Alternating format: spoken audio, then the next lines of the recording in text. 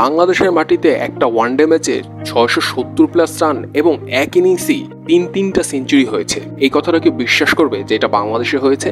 কিন্তু বাস্তবে এরকমটা হয়েছে বাংলাদেশের মাটিতে, আর এটা করেছে এইচপি দল। বিসিবি এইচপি দল এবং বাংলাদেশ টাইগারের মধ্যে একটা ওয়ানডে ম্যাচের আয়োজন করেছিল। তো যেখানে বাংলাদেশ টাইগারকে নেতৃত্ব দিচ্ছিলেন মেহেদী হাসান মিরাজ আর এইচপি দলকে নেতৃত্ব দিচ্ছিলেন আফিফ হোসেন ধ্রুব। তো শুরুতে ব্যাটিং করার সিদ্ধান্ত পায় আফিফের দল এইচপি, আর ব্যাটিং করতে নেমে এইচপির ওপেনার জিসান আলম এবং তানজিদ তামিম তাণ্ডব শুরু করে দেন। নর্মালি আমরা জানি যে নতুন বলে বাংলাদেশি ব্যাটসম্যানরা কত পরিমাণে স্ট্রাগল করে, কিন্তু এখানে দেখা যাচ্ছিল ভিন্ন দৃশ্য। নতুন বলে এতটাই চড়া ব্যাটিং করছিলেন যেটা দেখার মতো ছিল। মাত্র 13 ওভারেই 100 রান যোগ করে ফেলে স্কোরবোর্ডে। তানজিদ তামিম আউট হয়ে গেল, আউট হননি ওপেনার জিসান আলম। দ্রুততম সেঞ্চুরি তুলে নিয়েছেন এই ওপেনার। 78 বলে 127 রানে 20 ফ্রক ইনিংস খেলেই তিনি আউট হয়েছেন। আর যেটা দেখে তো বাংলাদেশে অনেক ভক্তরাই হয়েছেন অবাক যে বাংলাদেশে কোন ওপেনার এরকম হাই স্ট্রাইক রেটে ব্যাটিং করছে, তাও আবার ওয়ানডে ক্রিকেটে, যেটা সত্যি অবিশ্বাস্য।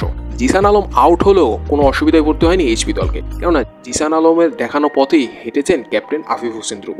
তিনিও দ্রুত রান তুলে নিয়েছেন সেঞ্চুরি, করেছেন 74 বলে 103 রানের 20 ফ্রক ইনিংস। তিনি আউট হলেও কোনো অসুবিধায় পড়তে হয়নি এইচপি দলকে, কেননা শেষের দিকে দুর্দান্ত ফিনিশিং দিয়েছেন আকবর আলী। তিনিও দ্রুততম সেঞ্চুরি তুলে নিয়েছেন, যার ফলে 50 ওভারে 403 রানের পাহাড় সমান স্কোর দাঁড় করায় এইচপি।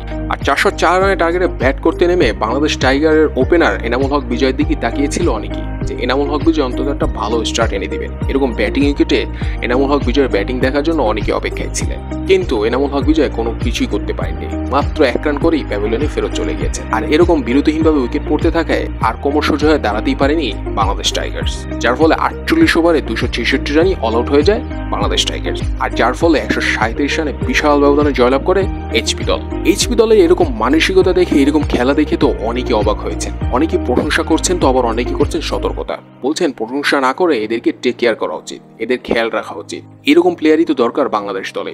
বিশ্ব ক্রিকেট তো এখন এরকমই চলছে, শুধু বাংলাদেশ ক্রিকেট বাদে। তো এই প্লেয়াররা যখন বাংলাদেশে হাল ধরবে, তো অবশ্যই বাংলাদেশ ক্রিকেটের ভালো কিছুই হবে। তো এদেরকে বিশেষ নজরে রাখা উচিত বিসিবির, বিশেষভাবে যত্ন করা উচিত বিসিবির, এরকমটাই বলছেন অনেকে।